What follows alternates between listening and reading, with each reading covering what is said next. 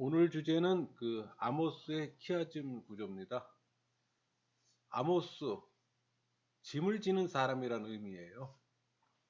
기록연대는 여로보암 2세, 북이스라엘의 여로보암 2세와 남유다, 우시아의 통치의 절정기였던 BC 760년에서 755년, 그 사이에 북이스라엘 지역에서 이루어졌던 수개월간의 아모스 실제 선포 사역 직후입니다.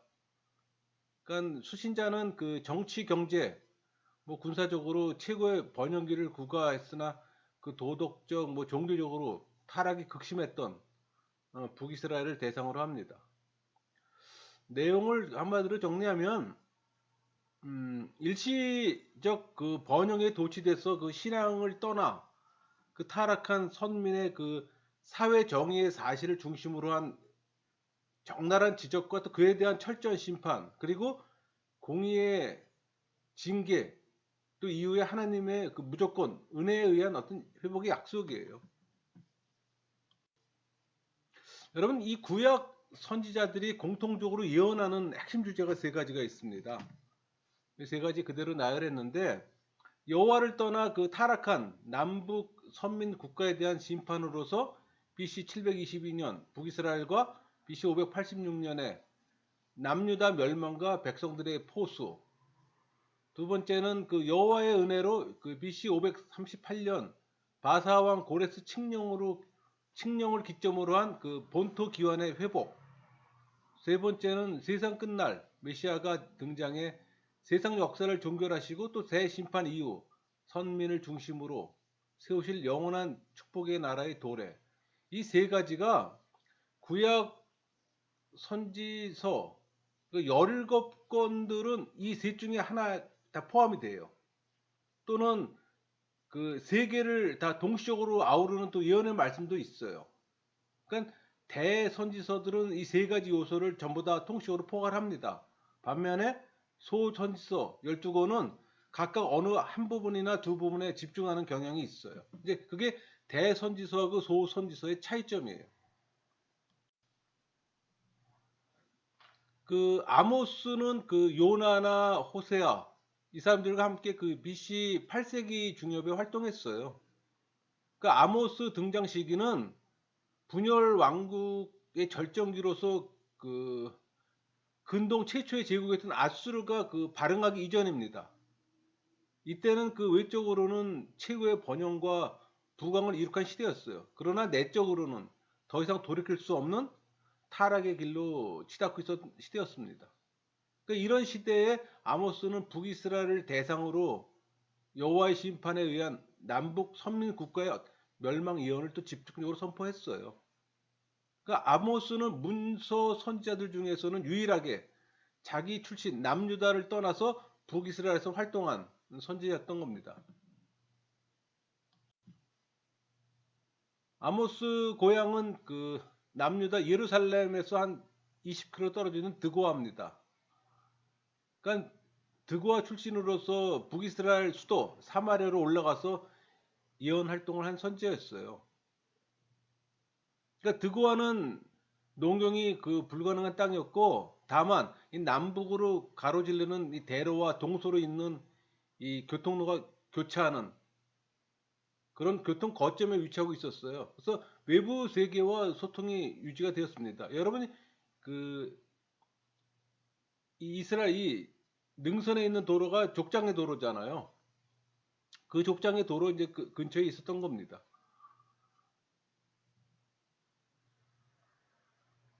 그러니까 아모스는 이곳 출신의 또 목자, 양을 치는 목자였습니다. 다시 말해 다른 선지자들과는 달리 특정 어떤 선지자 그룹에 속해서 뭐 계속 선지자 활동을 했던 전문 종교인 출신은 아니에요. 다만 모세 율법의 기초 지식이 있었고 또 사회 문제에 대한 논리적 식견을 또 피력했어요. 그러니까 아모스서를 기록할 정도의 문학적 소양이 있었던 걸로 봐서는 문자 그대로 뭐 하층 목자라기보다는 목자들을 고용해 목장을 경영했던 어떤 목축업자 정도로 추정을 합니다.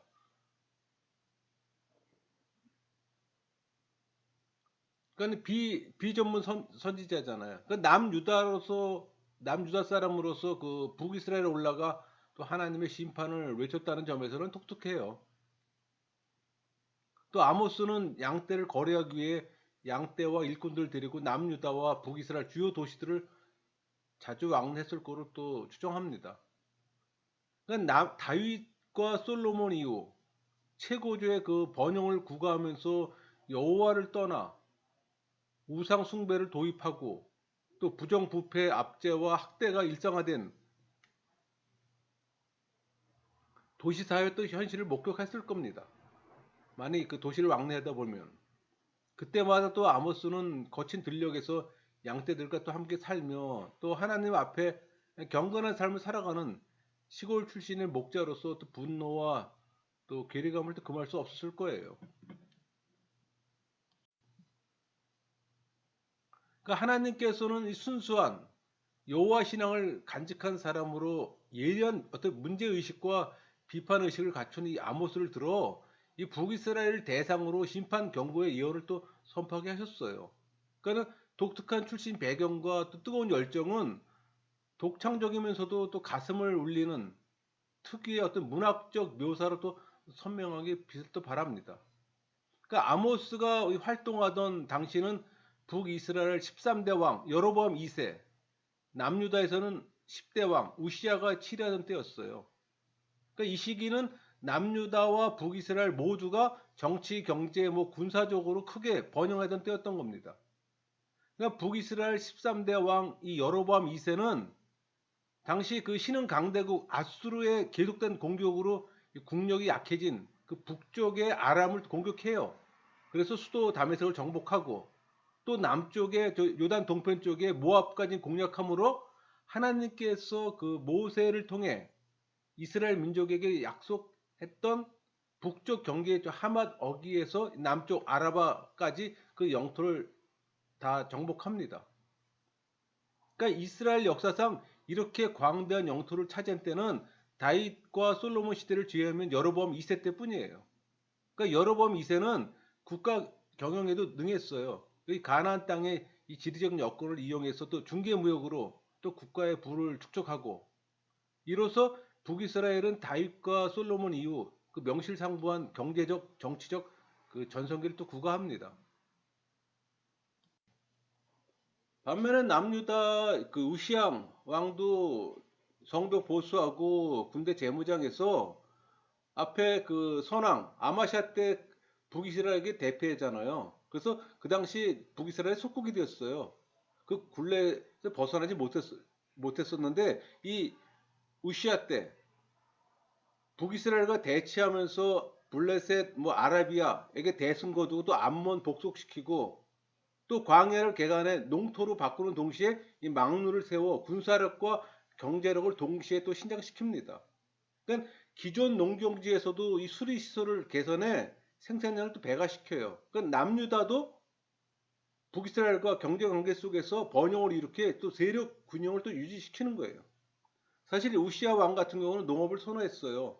그래서 빛과 토질이 좋은 이 네게브 지역 이쪽을 농업 정착지로 만들고 지금도 현대 이스라엘의 수출품 생산지가 바로 이 네게브 지역입니다. 이 우시아가 정착했던 이 지역입니다. 남북 모두가 세속적으로는 황분기를 구가해요. 전성기라는 얘기죠. 그러나 영적으로는 여호와 선민으로서 정체성을 상실합니다. 이방 풍속과 또 문화에 완전히 동화되고 그 재물과 어떤 평안과 쾌락을 전부로 생각하는 이 천박한 세계관 속에 아무 꺼리낌 없이 그 여호와 신앙을 가증한 우상 숭배하고 혼합시키거나 아예 내팽개쳐 버리는 겁니다. 그러니까는 과거나 현재나 경제가 부강해지면은 종교는 타락을 합니다. 그러니까 경제적 호황과 이 군사적 안정이 계속되자 또 부귀 영화만을 쫓아 또 기만과 폭력이 자행되고 그저 그냥 순간의 쾌락을 최고의 가치로 여겨 양심과 도덕은 그냥 무시가 되는 겁니다. 그러니까 문제는 제사장이나 종교인들마저 이 물질적 치부와 현세적 영달에만 급급해 신성한 율법과 제사를 자신의 돈벌이 수단으로 전락시켰다는 겁니다. 지금하고 거의 어쩜 이렇게 유사한지 모르겠어요. 그리고 여호와 신앙과 이방 우상 숭배 그 풍속이 또 만연되고 또 혼합이 된다는 얘기예요. 여호와 신앙과 이방 우상 그 숭배가 이제 혼합이 된다는 얘기예요. 그러니까 현실에 대해서 침묵하거나 오히려 교묘한 이론을 또 은연중 조장하기까지 하는 거예요. 한마디로 남북의 어떤 영적 타락은 돌이킬 수 없는 지경까지 이르게 되는 겁니다.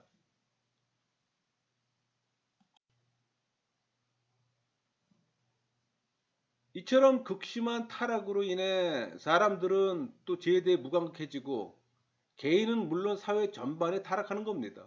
그러니까 남북 선민의 타락이 이때뿐이 아니었잖아요. 국가적 번영의 때에 맞춰 더욱 극심해지는 겁니다. 그러니까 북왕과의 번영에 취해서 여호와를 떠나 인본주의적 타락에 함몰된 이 시대의 선민을 향해 아모스는 하나님의 심판 예언을 들고 등장해서 북이스라엘 땅에서 외쳤던 겁니다.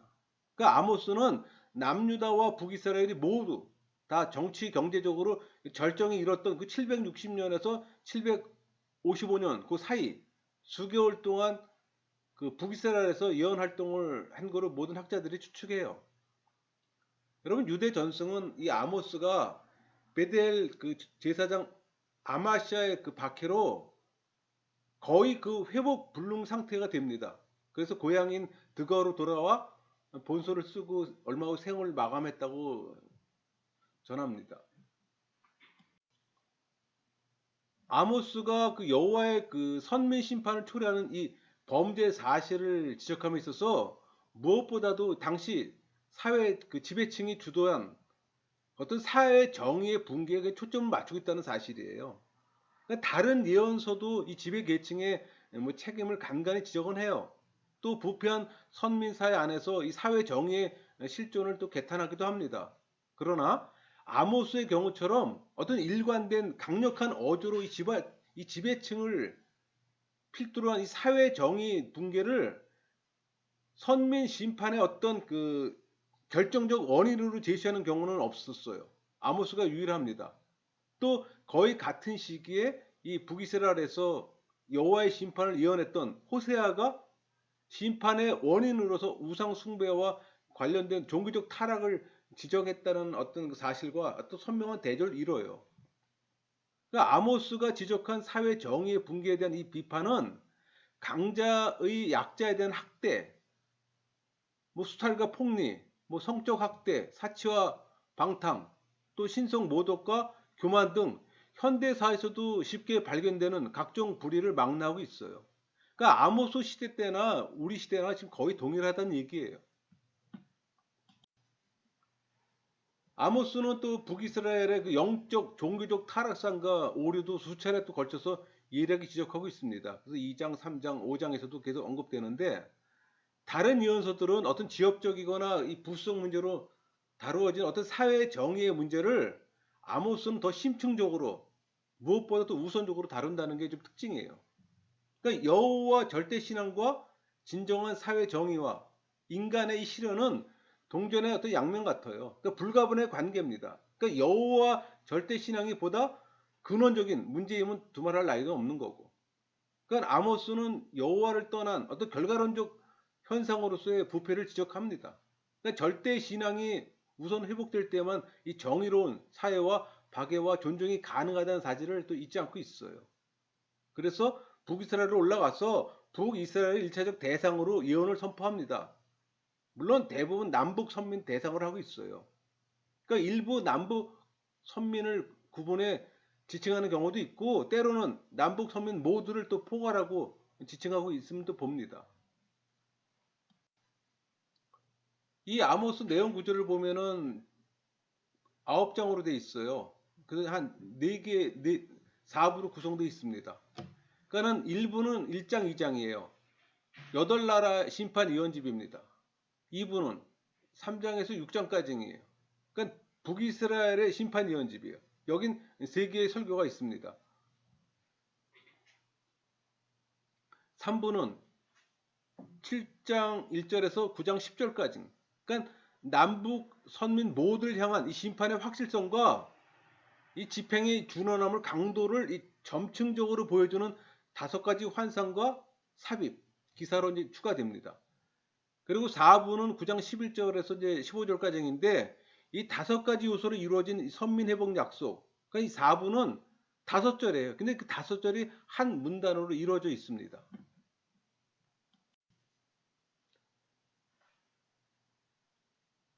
또 구체적으로 보면은 1부는 1장 2장이라고 그랬잖아요.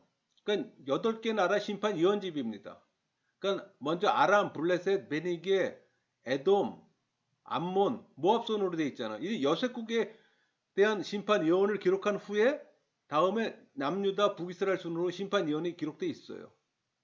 그러니까 아모스는 이 8개 나라에 대한 심판 예언을 다 심판의 원인으로서 이 범죄 사실을 지적하고 불의 이미지를 기본으로 한 심판 집행을 또 경고합니다.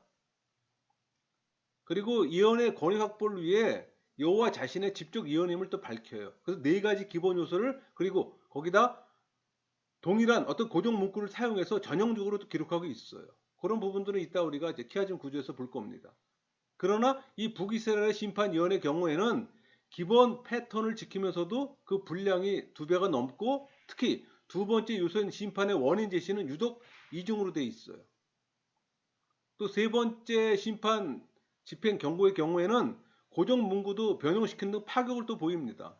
그러니까 이 같은 사실은 하나님께서는 선민과 이방 모두를 공평하게 심판하신다는 사실과 또 아울러 선민에게는 특별한 관심을 기울이고 있고 특히 이 북이스라엘의 관심이 집중되어 있음을 또 보여주고 있어요.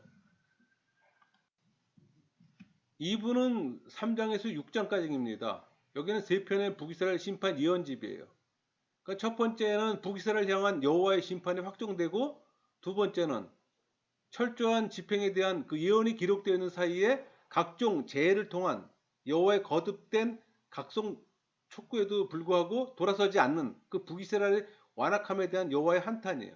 세 번째는 여호와께 돌아올 것에 대한 삼중 권위의 말씀이 병기되어 있습니다. 또 지배층이 앞서 자행하고 있는 이 사회적 악행에 대한 비판과 종교적 타락에 대한 지적도 또 균형을 이루고 있어요.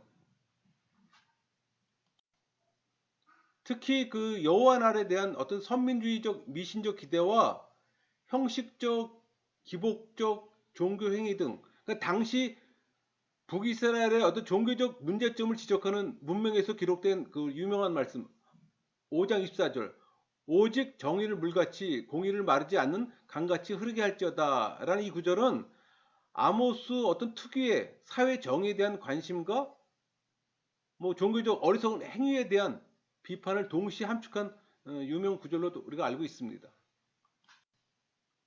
3부는 그 남북 모두를 향한 심판의 어떤 확실성과 이 집행의 그 준원함을 이 강도를 그냥 점층적으로 보여주는 그 5가지 환상과 삽입 기사가 추가됩니다. 이 5가지 환상 기사집, 먼저 메뚜기, 불, 뭐 다림줄 이 3환상이 기록된 후에 남유다 출신으로 이 북이스라엘에서 여호와의 심판을 예언하고 있는 이 아모스를 향한 그 베델 제사장 아마시아 핍박 기사가 삽입됩니다. 그리고 4번째 여름 실과의 환상 뒤에는 심판의 날 도래와 또 참상 경고 그리고 5째 성전 파괴와 이 대살육 선언의 환상 뒤에는 타락한 선민에 대한 어떤 정벌과 또 의인과 악인의 구별의 이 측면이 강조돼요. 그러니까 선민 지판의 최종 선언이 각각 추가됩니다.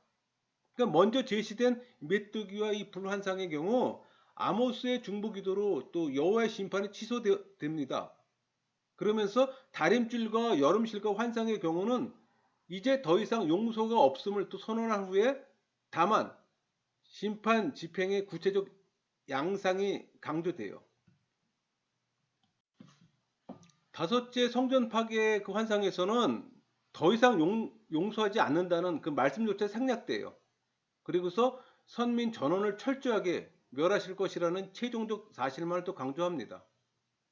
그러니까 선민의 타락이 지속되어 왔고 또 하나님의 인내와 이 자비의 한계조차 넘어버린 거예요. 그 마침내 이 선민 모두를 향한 여호와의 심판이 분명하고도 또 확정적으로 그리고 폭발적으로 집행될 것을 그대로 그려내고 있습니다. 4부. 이 4부는 9장 11절에서 15절까지잖아요. 그러니까 5가지 요소로 이루어진 회복 약속이에요. 이 4부는 5절로 구성됩니다. 근데 한 문단을 이뤄요. 그러나 내용과 주제의 중요성으로 인해 분명 하나의 독립된 대문단으로 구분이 됩니다.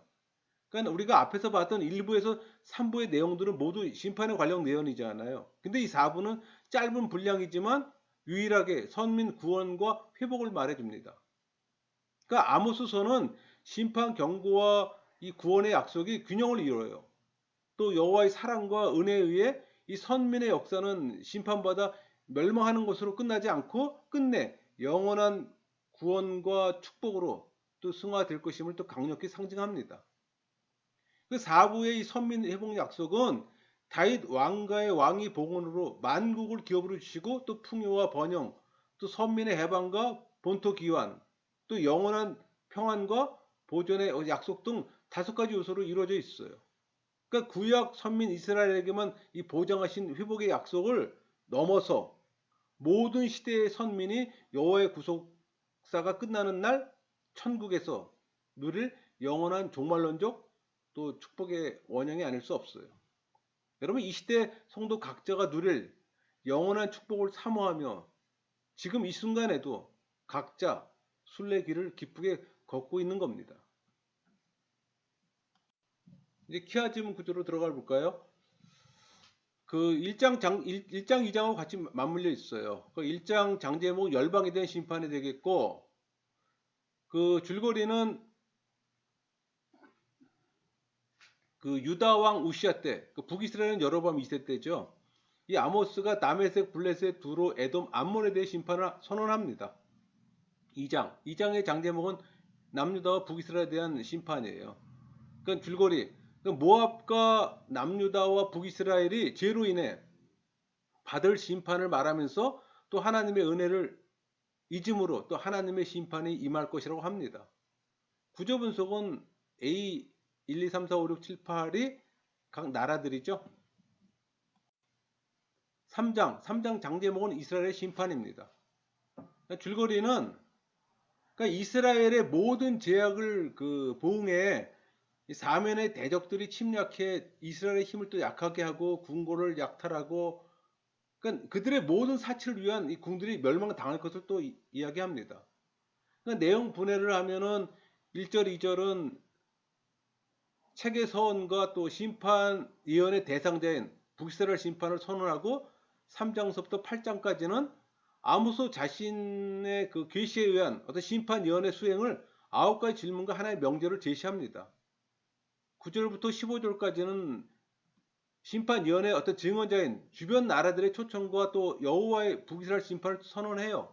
그 구조 분석을 하면 A와 A-는 처벌이 된다면 B와 B-는 사자가 될 것이고 핵심 테마 C는 악이 될 겁니다.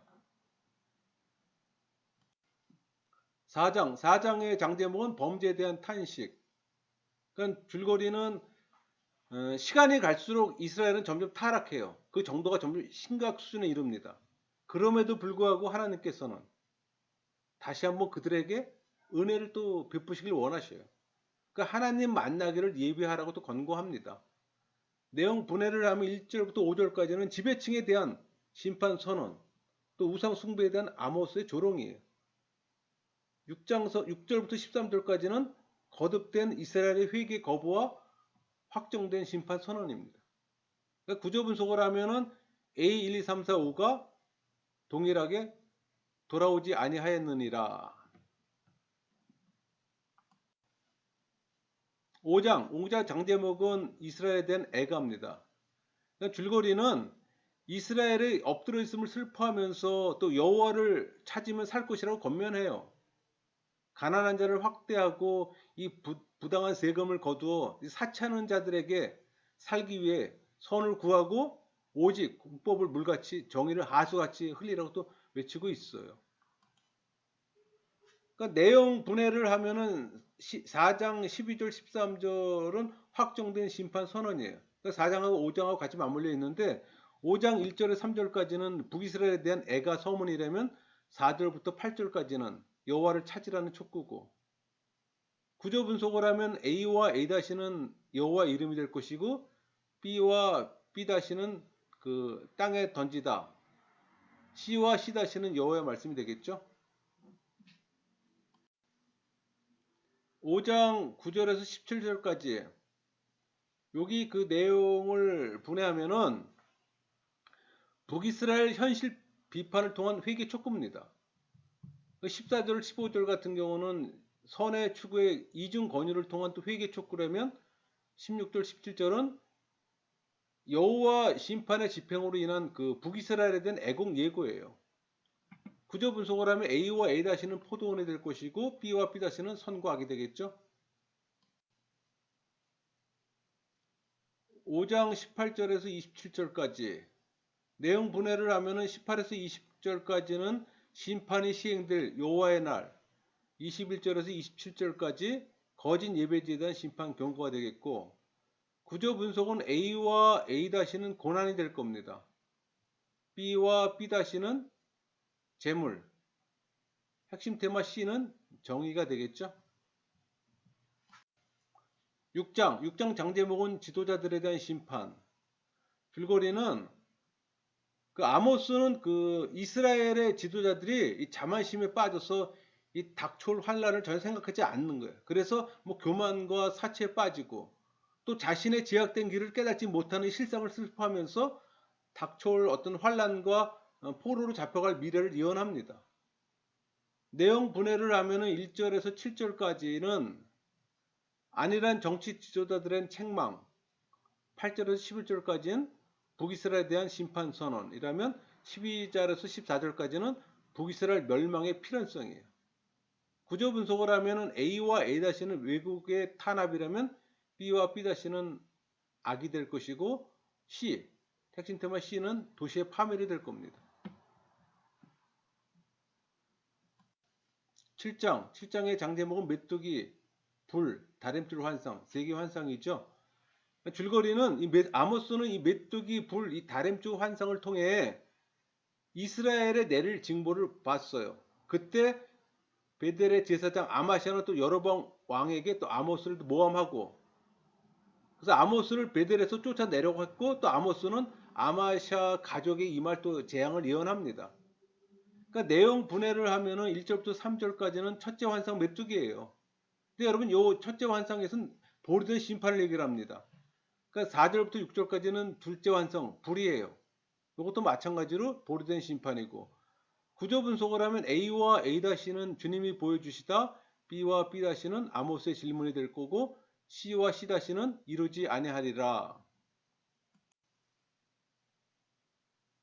우리 앞에서 1절, 3절 첫째 환상 메뚜기나 둘째 환상 불이 보류된 심판이라면 이 7절부터 9절까지 이 내용은 그 셋째 환상 그 다림줄이거든요. 근데 앞에 그 두 개는 보류된 심판이라면 이 세 번째 환상은 심판의 확정이에요. 그러니까 다림줄은 이 도덕성의 상실과 정의가 사라진 사회에 대한 심판이에요. 그러니까 구조 분석은 A와 A- 주님의 말씀이 될 것이고 B는 아모스의 반응이 되겠죠.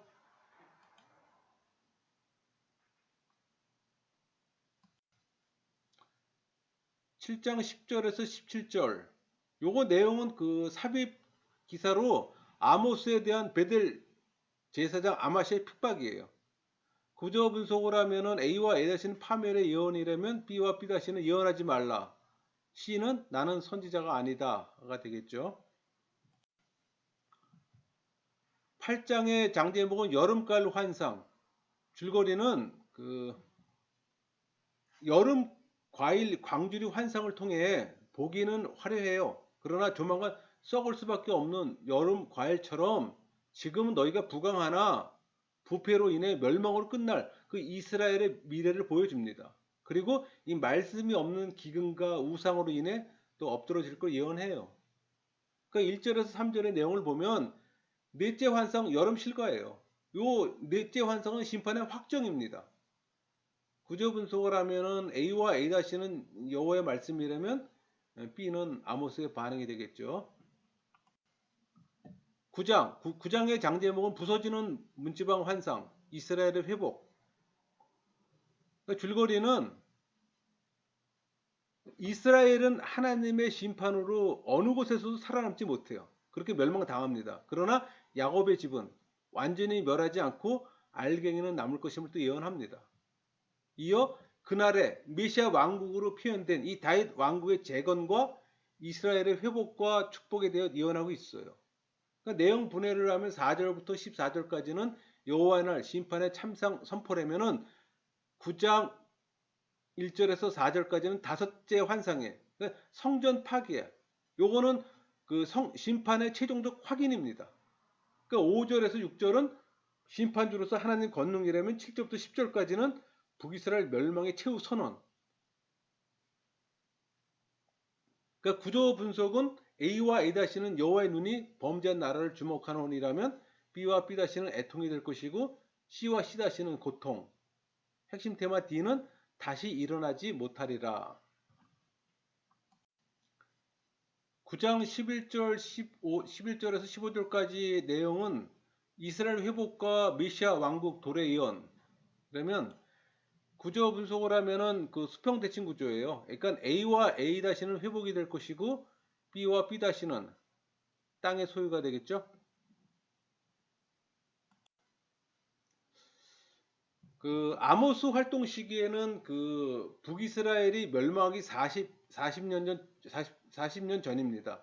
그러니까 경제적으로는 부강하고 안정된 시기였어요. 그러나 부익부 빈익빈의 양상은 너무나 심각해 정의와 공의가 설 곳이 없었어요. 특히 부자와 권력자들이 야비하게 가난한 자들을 갈취하는 정도는 그 도를 지나쳤던 겁니다. 그때에 선지자 아모스가 보냄을 받았어요. 여러분, 하나님이 왜 북이스라엘을 멸망시키려고 하셨을까요? 여기 지금 장제목하고 위에 박스 안에 죄를 나열해 놨는데 1장부터 9절까지 장제목을 봐도 죄라는 게 벌써 많이 나오잖아요. 죄의 문제를 다름을 쉽게 알 수가 있어요. 그러니까 아모스서는 무엇을 회개해야 하는지를 철저히 돌아보게 합니다. 지금 이 시대 우리에게도 동일하게 적용됩니다. 그거는. 정리할게요. 그 이스라엘은 자신들이 선민이라고 생각했기 때문에 무조건 구원을 받는다고 생각했어요. 그렇기 때문에 그들은 현세적 부귀영화를 추구했으며 그것으로 인해 그들은 또 도덕적으로 종교적으로 타락한 겁니다. 여러분 이 시대와 동일해요. 이스라엘 백성들이 선민이기 때문에 구원받는다는 생각 갖는 것처럼 이 시대도 종교인, 그러니까 교회만 다니면 구원받는다고 생각하는 종교인들이 많잖아요. 그러니까 이스라엘 백성들이 현세적 부귀영화를 추구했던 것처럼 종교인들 역시 마찬가지로 현세적 부귀영화를 추구합니다. 그래서 도덕적으로 종교적으로 타락하고 있는 거예요. 이 시대 교회 공동체 안에 있는 교인들도 신자이기에 구원받을 것이라는 이 착각 벗어나야 됩니다.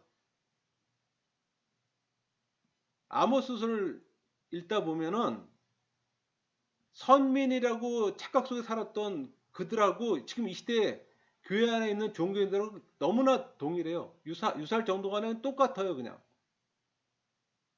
그러나 하나님은 공의로운 하나님으로 비록 선택한 백성일지라도 그 죄에 대해서는 징계를 하세요. 죄를 저질렀음에도 징계하지 않으면 선민이 아니죠. 하나님은 공의로운 하나님이기 때문에 사회적 종교적으로 정의가 수반돼야 하는 겁니다. 이것은 호세아서의 사랑과 이 아모스서의 공의가 잘 조화를 이루는 겁니다. 하나님께서는 징계를 하셔도 한 번 택하신 백성은 징계 후에 다시 회복시켜 주세요. 배교와 방종으로 얼룩진 이 북이스라엘에게 임박한 멸망을 선포함으로 회개의 길로 돌이키게 하며 말씀을 순종하는 자가 궁극적으로 얻게 될 새나라의 구원을 선포함으로 또 희망을 갖게 합니다. 호세아서의 그 복음적 의미는 여러분 아모스의 교훈은 내 하나님 만나기를 예배하라입니다. 또 예수 그리스도를 하늘의 장로를 묘사해요. 그 크신 장군이신 하나님께서 호령하신 메시지는 하나님은 공의가 아닌 것을 결코 용납하지 않으신다예요. 그래서 아모스 5장 24절 오직 정의를 물같이 공의를 마르지 않는 강같이 흐르게 할지어다. 이렇게 말씀하시잖아요.